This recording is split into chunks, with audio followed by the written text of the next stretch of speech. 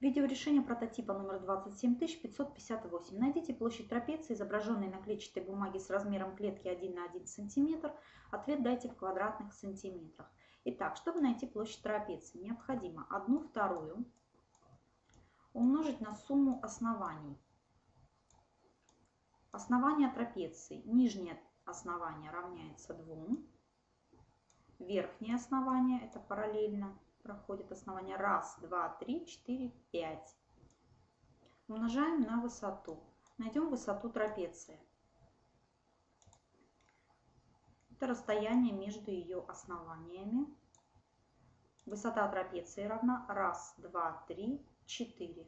2 плюс 5, 7. 7 на 4, 28. Пополам 14. Итак, площадь 14.